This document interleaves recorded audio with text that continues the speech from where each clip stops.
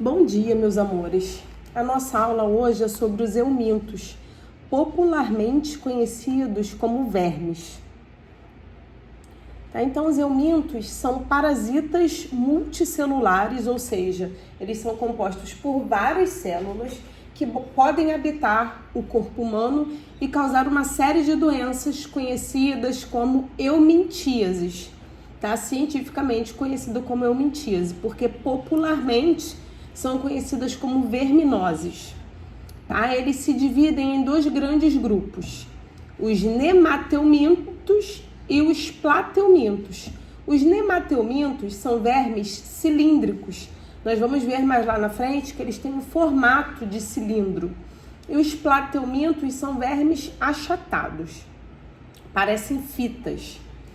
São micro-organismos maiores e complexos, frequentemente visíveis a olho nu em suas fases adultas. Ou seja, os vermes, como nós conhecemos, ou os eumintos, eles não precisam de microscópio para serem visualizados, Nós conseguimos ver a olho nu.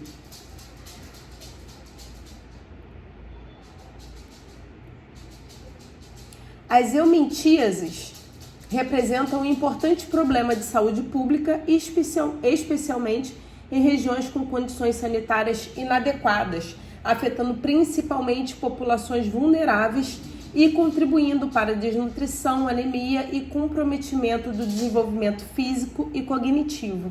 Ao longo da aula, nós vamos ver quais são as doenças, ou a maior parte das doenças provocadas pelos eumintos e como elas afetam o corpo humano, principalmente as crianças, levando a desnutrição, anemia, Algumas crianças não conseguem ter o desenvolvimento físico adequado. Isso está cada vez mais raro, felizmente, mas nas regiões do nosso país e até do mundo, onde as condições sanitárias não são adequadas e são insuficientes, as crianças acabam padecendo muito com as verminoses. Então, os vermes são parasitas que podem infectar diversos órgãos e sistemas, especialmente o trato gastrointestinal, transmitidos por ingestão de alimentos ou água contaminados, contato com solo infectado ou por picadas de insetos.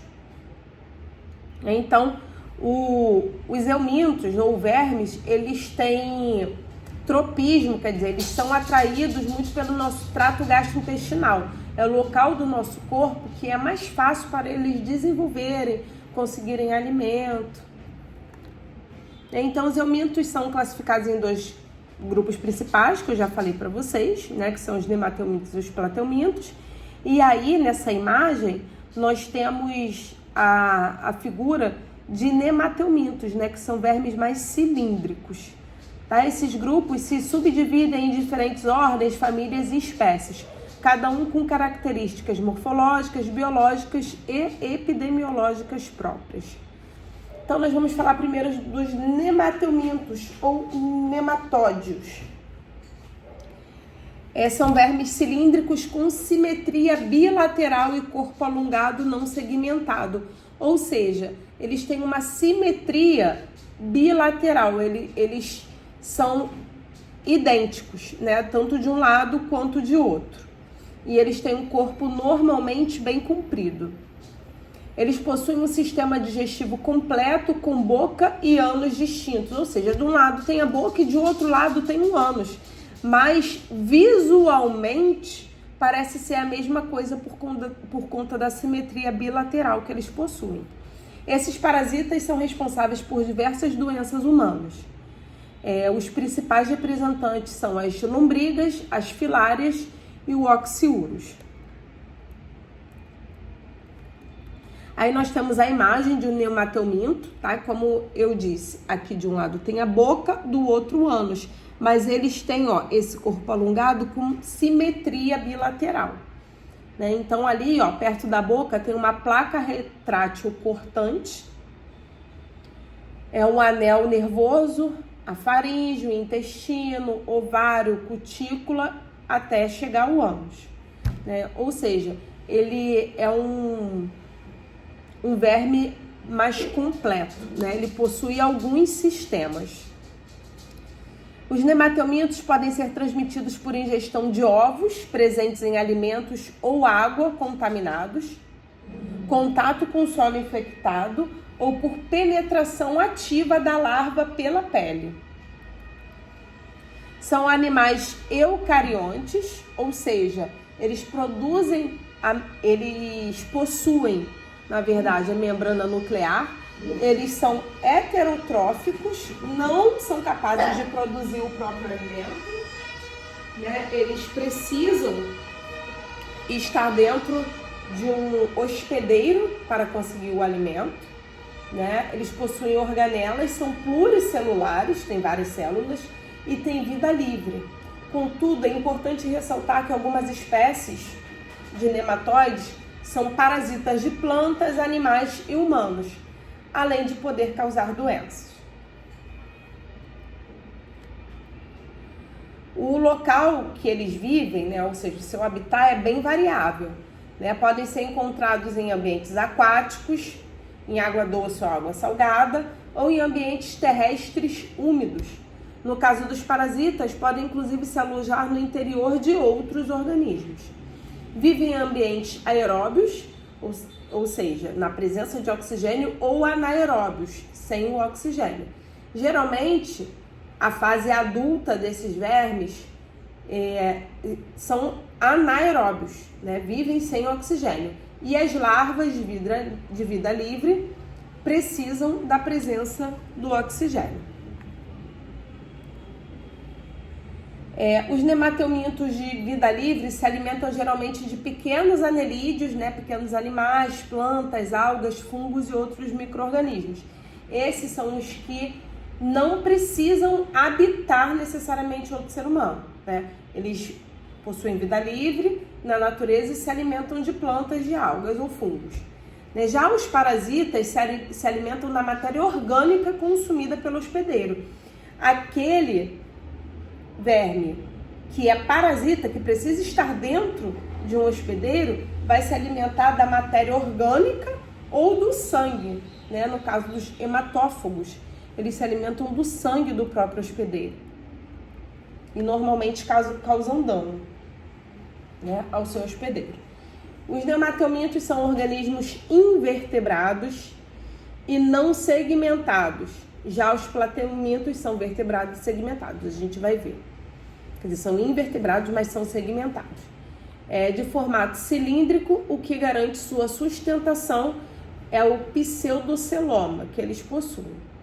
O pseudoceloma é uma cavidade onde se depositam as vísceras, além de ser preenchida por um líquido que serve como canal de transporte das substâncias e atua como um esqueleto hidrostático, dando suporte ao animal. Ou seja, eles não possuem coluna vertebral, né? Então, o que dá sustentação, suporte a eles é esse esqueleto hidrostático, né? Que depende desse líquido que preenche o pseudoceloma. Uma outra característica marcante é a simetria bilateral, né, que nós já vimos, podendo dividir seu corpo em duas partes iguais e apresentando duas regiões, região posterior e anterior. Aí, consegue ter um arranjo celular capaz de formar tecido, sendo a epiderme o tecido de revestimento externo.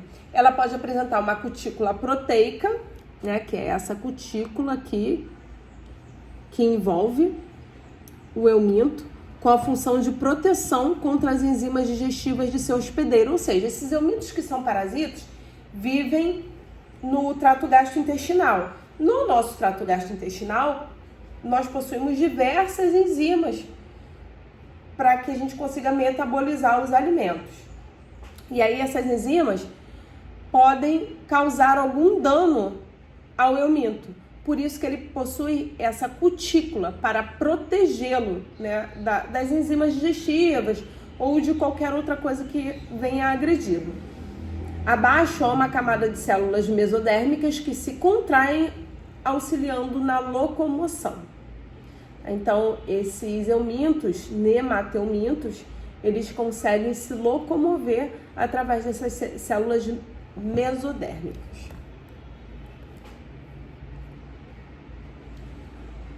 Em relação à fisiologia dos nematomintos, traz uma novidade evolutiva. Pela primeira vez na linha de complexidade, há a presença de um sistema digestivo completo. Aí o sistema digestório do nematominto possui boca, faringe, intestino e ânus. Essa é uma importante aquisição evolutiva para os vermes, pois o alimento consumido percorre uma única direção, aumentando a eficiência do sistema, ajudando para que eles sobrevivam mais. O sistema nervoso e sensorial. Nos nematomintos, o sistema nervoso é ganglionar e está centralizado na região da faringe. Possui 2 cordões nervosos ligados que percorrem a região dorsal e ventral do corpo. Nas regiões da cabeça e da cauda, ou seja, nas 2 extremidades, estão concentradas diversas papilas sensoriais que têm a função de captar e responder aos estímulos externos. Em relação à respiração e circulação dos nematomintos, assim como os plateumintos e os demais filos anteriores, não possuem órgãos especializados em respiração e circulação. As trocas gasosas acontecem através da pele e dos tecidos por difusão e os nutrientes são absorvidos diretamente pelas células dos tecidos. Os nematomintos armazenam as excretas na forma de amônia no pseudoceloma, ou seja, tudo que não serve para os nematomintos, tudo que eles vão jogar fora, que são as excretas, eles armazenam ali no pseudoceloma até ser excretado, ser jogado para fora. Os seres humanos excretam em forma de ácido úrico e ureia, compostos menos tóxicos. Os animais de ambiente aquoso e com maior teor aquoso corporal conseguem armazenar amônia, pois ela é dissolvida em seu meio e exige menor energia para ser metabolizada. Ou seja, a amônia é tóxica para a gente excretar, Então, nós armazenamos em ácido úrico e ureia.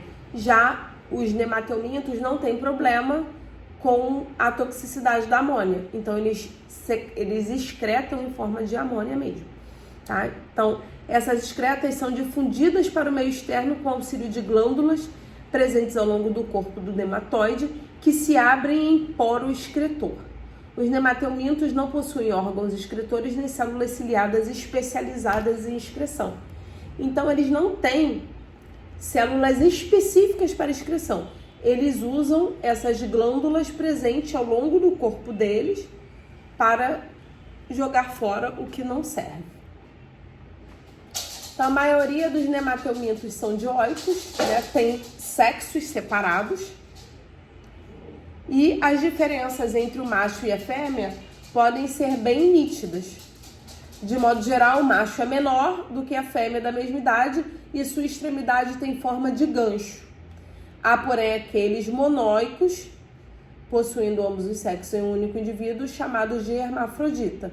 Então, os nematomintos podem ter dimorfismo sexual, ou seja, ter um macho e a fêmea, ou tem aqueles que são hermafrodita, que possuem polo macho e fêmea no mesmo verme.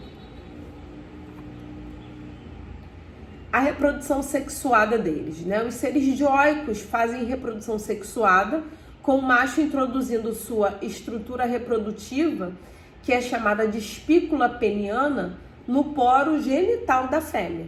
O encontro dos gametas, que é a fecundação, gera um zigoto que se encontra dentro de ovos que são liberados pelo poro genital da fêmea para o meio em que se encontram. Desenvolvem e viram adultos. Ou seja, os ovos, depois da fecundação, são jogados para o meio exterior, onde eles vão se desenvolver, tá? Não se desenvolvem dentro do próprio verme, se desenvolvem no meio exterior. Nos parasitas, o homem é o hospedeiro definitivo, sendo nele o local onde ocorre a reprodução sexual e a formação de ovos, que podem ser liberados no ambiente pelas fezes do ser humano. Então, quando há a reprodução dentro do ser humano, os ovos são jogados, né, ali no trato gastrointestinal e são eliminados. Ali podem ficar um tempo até evoluir para a larva ou serem eliminados para o meio ambiente, onde vão evoluir para larvas e infectar outros seres humanos. Tá? Dependendo da espécie, alguns vermes podem ir para a corrente sanguínea, onde são sugados junto com o sangue do ser humano para um hospedeiro intermediário. Uma vez no ambiente, esses ovos podem contaminar águas, solos e plantas, podendo ser ingeridos por outros hospedeiros definitivos. Então, quando esses vermes acabam parando na corrente sanguínea, né, porque no nosso trato gastrointestinal, onde eles estarão preferencialmente, nós temos circulação abundante. Então, pode acontecer que um ovo desse de parasita pare na corrente sanguínea, né, ou o próprio parasita. E aí, ele pode ser sugado, né, o ovo, no caso, pode ser sugado por um vetor, né, normalmente um mosquito, que vai passar para um outro hospedeiro, né? Por isso que fala que pode ser sugado por um hospedeiro intermediário. Agora, quando vai para o meio ambiente, esses ovos vão contaminar a água, o solo, as plantas e depois vão contaminar outros indivíduos, animais, seres humanos, né? A reprodução assexuada. Os seres hermafroditas podem realizar autofecundação, já que eles possuem os dois polos, né? O macho e a fêmea. Mas como é o mesmo material genético, não tem variabilidade genética, vai ser o mesmo verme sendo reproduzido, né? Ou fecundação cruzada, que são dois hermafroditas fecundando um ao outro. E aí agora nós vamos ver algumas doenças que são causadas pelos nematelmintos.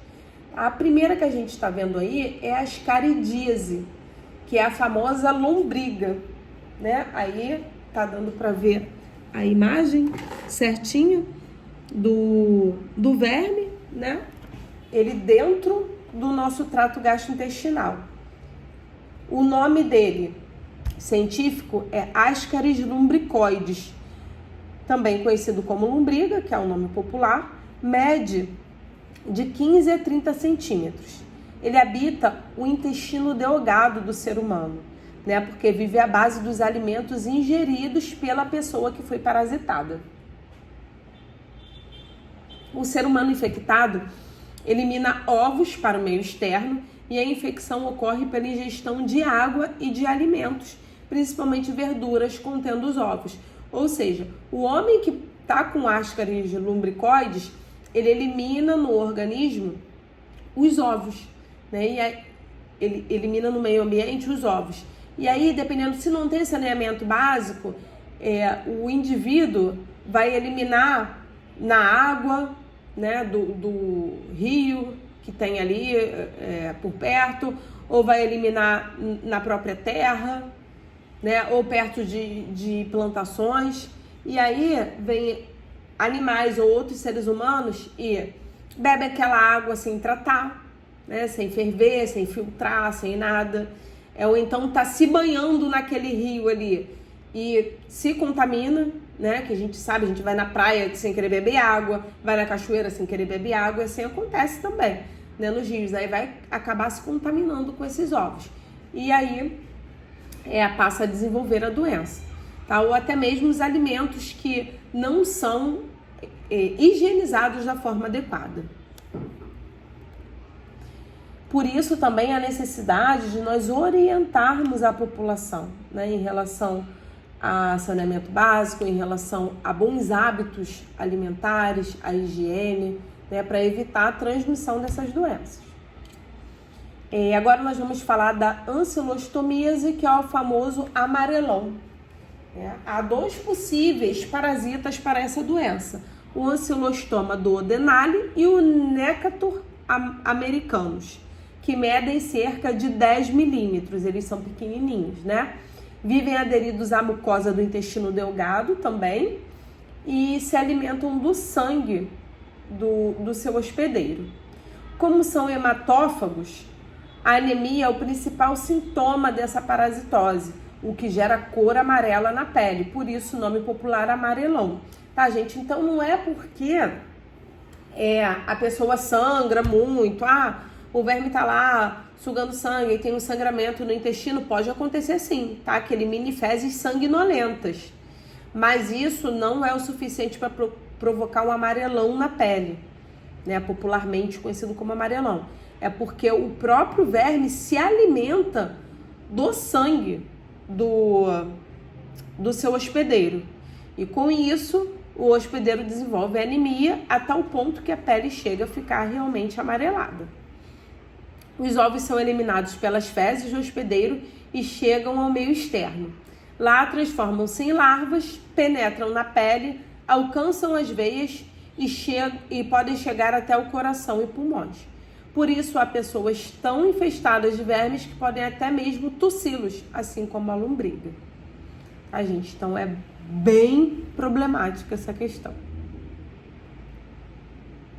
Agora nós vamos falar da filariose ou elefantíase. Elefantíase porque as pessoas infectadas ficam com as pernas com esse aspecto aí, como se fosse patas de elefante, tá? Então, o Wuchereria bancroft é o causador dessa doença.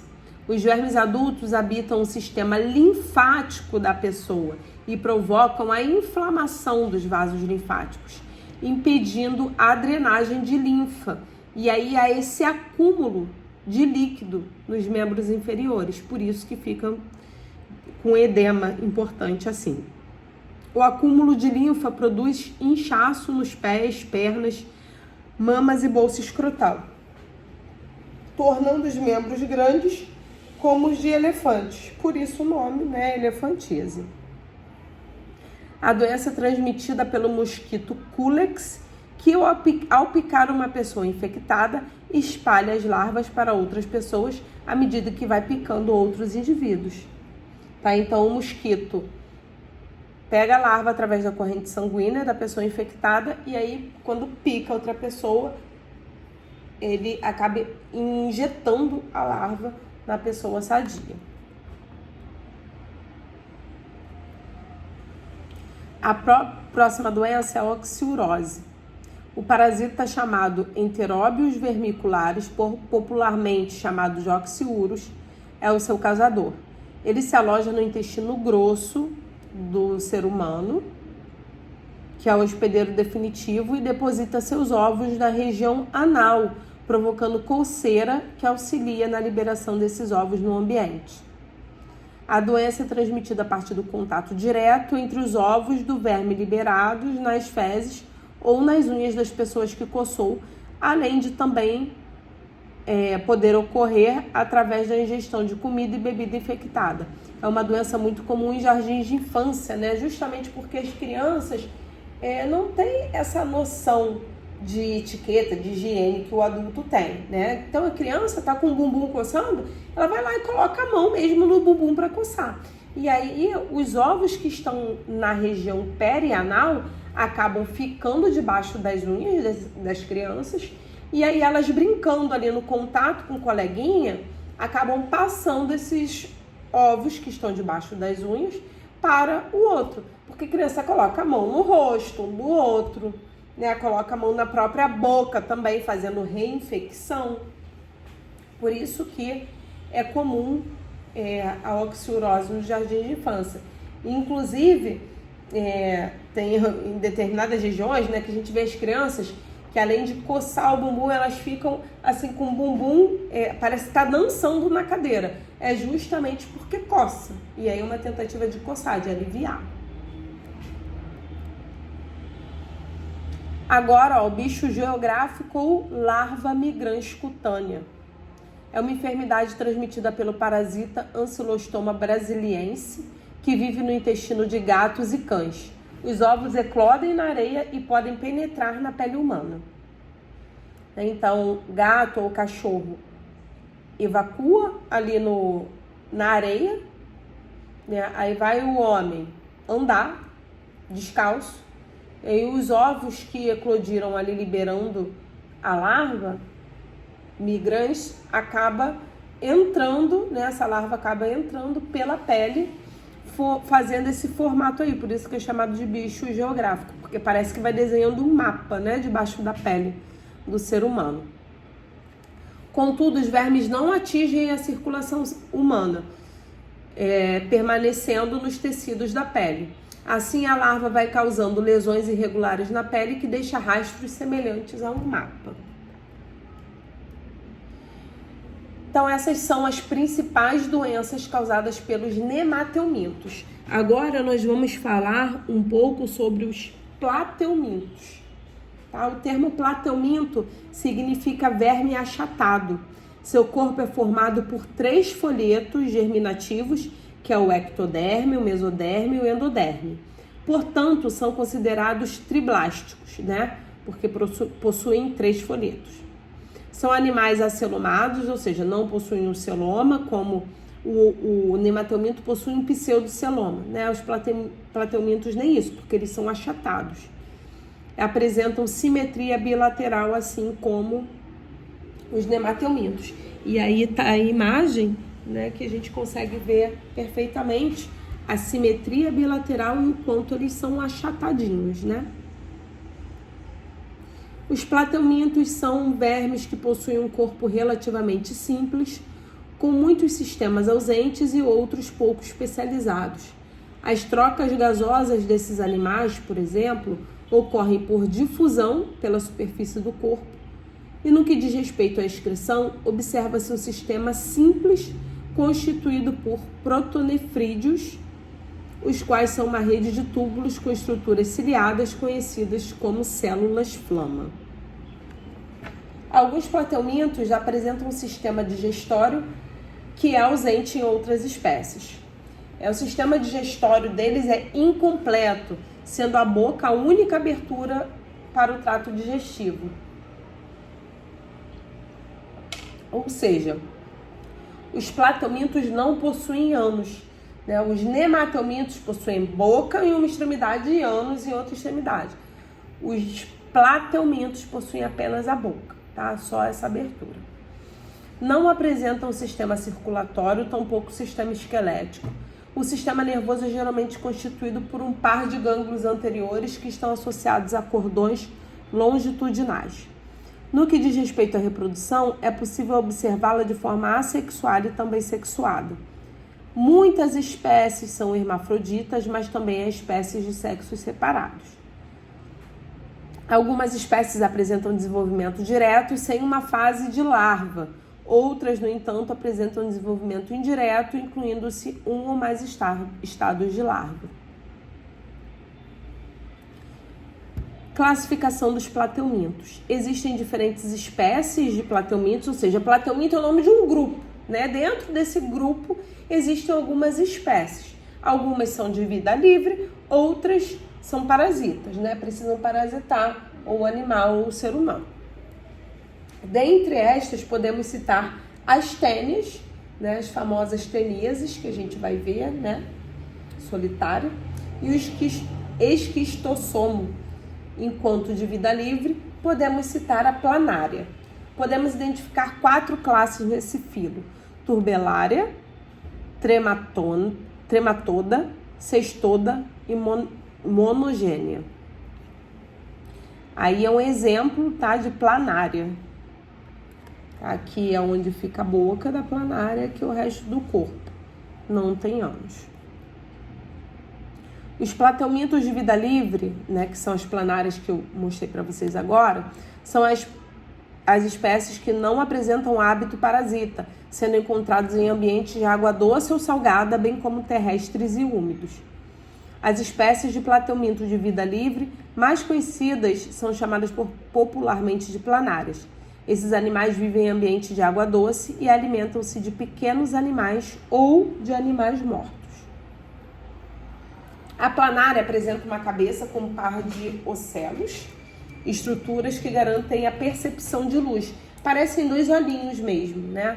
Voltando lá na imagem, dá para ver que parecem 2 olhinhos, que é onde eles têm a percepção da luz.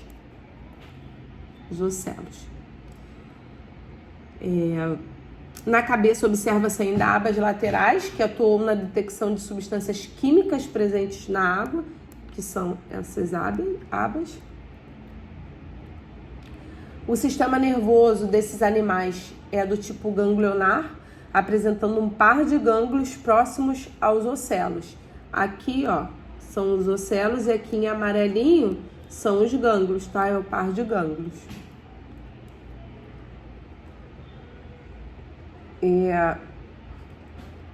Apresentando par de gânglios próximos aos ocelos, de onde partem cordões nervosos ventrais que percorrem todo o comprimento do corpo. Então, aqui são os gânglios, né? E aí tem um par de nervos que vai percorrendo todo o corpo da planária. E aqui é a cauda dela, que não tem ânus. Esse animal apresenta um tubo digestório que inclui uma boca, porém não apresenta ânus, sendo, portanto, sistema digestório incompleto. A boca está associada a uma faringe muscular, a qual pode protrair-se, ou seja, mover-se para frente a partir da boca durante a alimentação. Sucos digestórios são lançados na presa, através dessa única abertura, que é a boca, e depois a faringe suga o alimento para o interior da cavidade gastrointestinal, onde a digestão será continuada. Inicialmente, a digestão é extracelular, porque ele lança, né, o suco digestório, né? Aí, quando ele lança esse suco digestório, já começa a digestão extracelular. Porém, é completada no interior de células que revestem a cavidade gastrovascular. Tá? Que aqui, ó, é cavidade gastrovascular.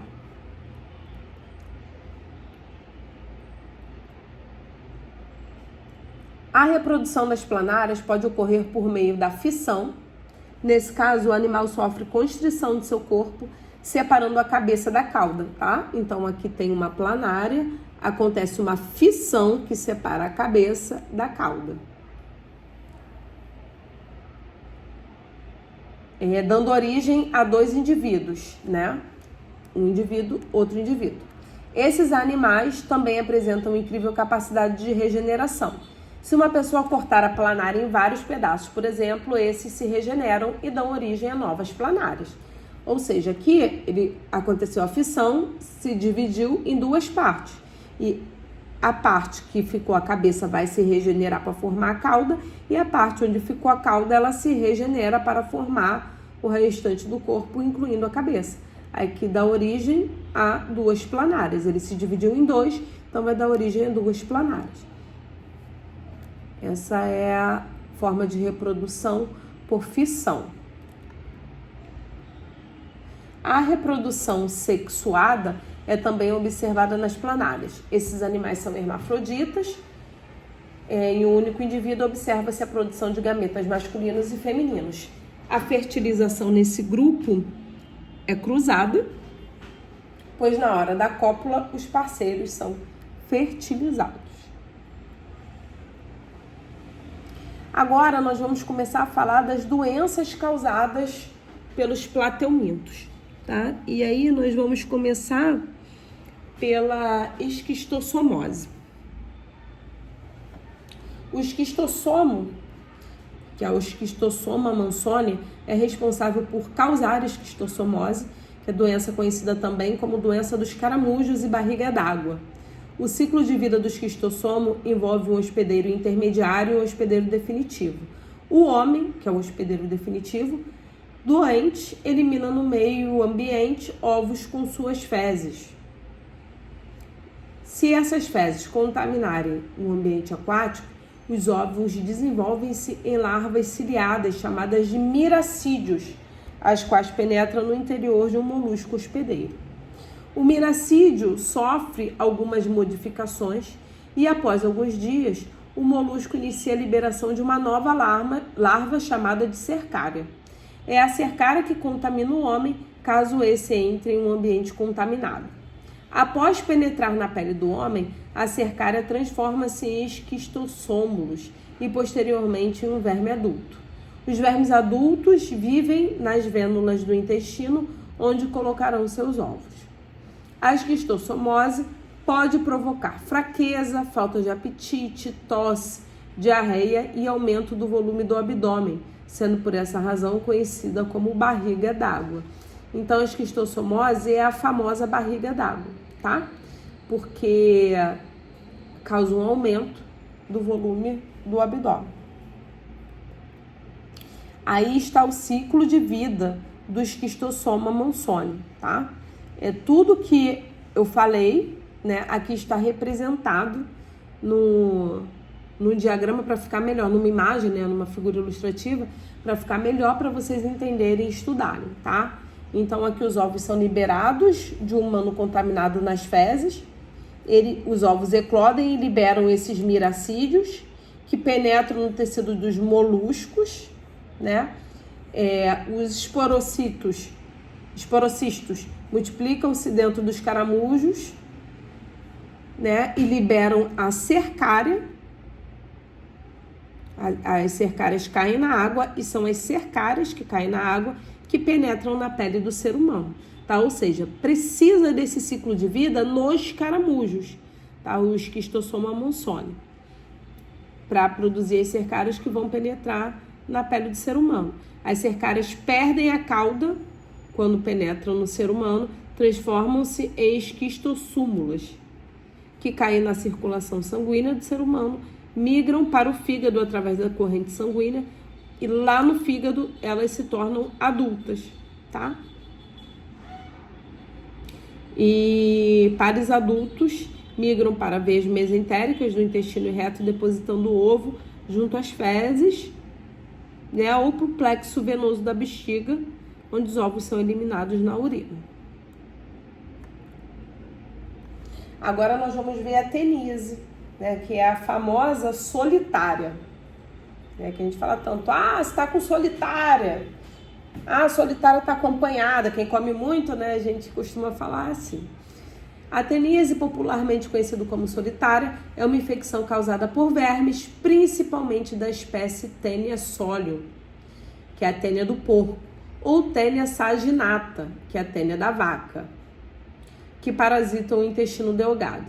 A doença é transmitida pela ingestão de carne bovina ou suína mal cozida, contendo larvas desses parasitas. Daí a importância de não comer carne mal passada ou carne crua, né? Causas da teníase: ingestão de carnes cruas ou mal cozidas. A principal causa da teníase é o consumo de carne de porco ou boi mal cozida, contendo larvas de tênias. Aí a galera que gosta de comer uma carninha mal passada tem que tomar cuidado, hein, gente? Tem que saber da procedência. Não pode comprar carne em qualquer lugar, não, hein? E carne de boi, jamais, nunca, em tempo algum, comer mal passada ou crua. Hospedeiro intermediário. Os hospedeiros intermediários da Taenia solium são os suínos, né, os porcos, e da Taenia saginata são os bovinos, né, boi e vaca, onde as larvas se desenvolvem na musculatura. Por isso, né, que o problema é a carne, porque é na musculatura que é o que serve de alimento para a gente, né, o desenvolvimento das larvas. O hospedeiro definitivo é o homem, né, de ambas as tênias, tanto da solium quanto da saginata,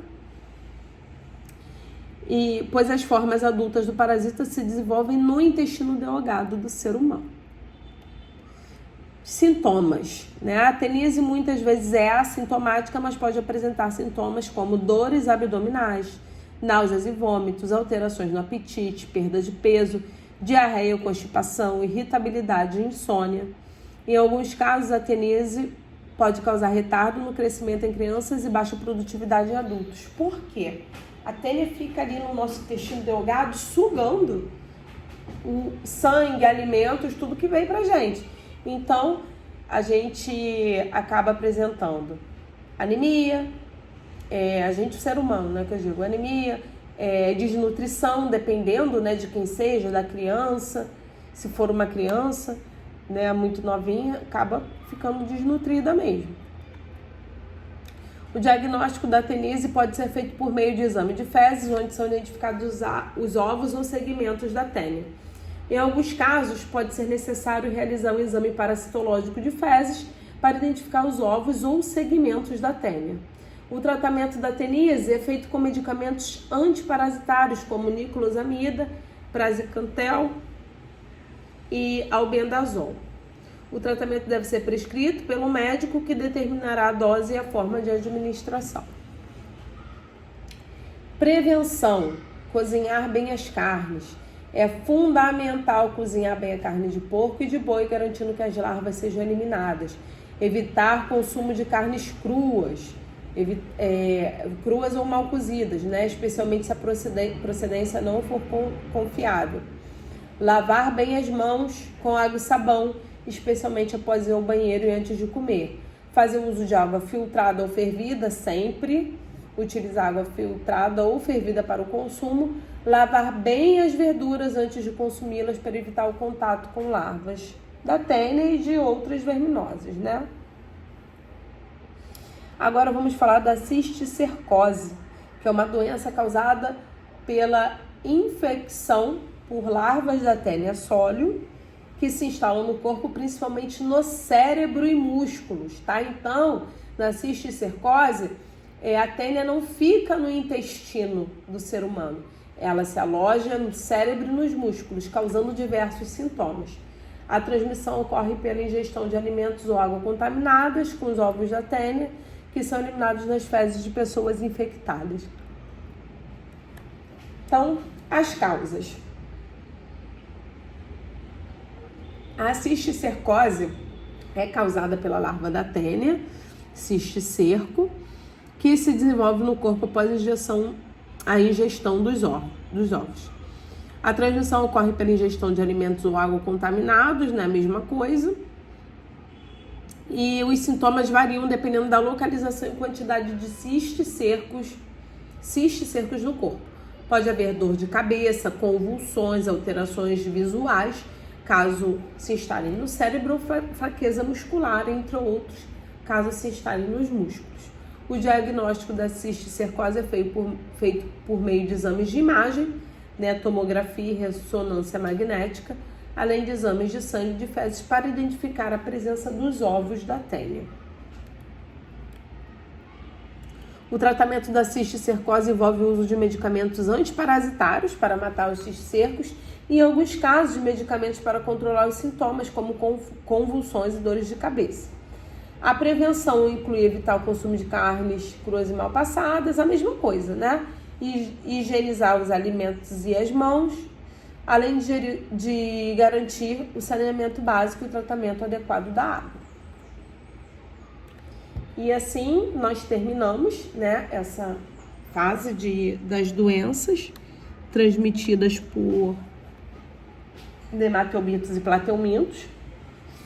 E eu vou deixar uma lista de exercícios para vocês fazerem no tempo restante da aula, tá, gente? Vou deixar no grupo e aí vocês façam, por favor. E na próxima aula nós vamos corrigir juntos, tá? No próximo sábado.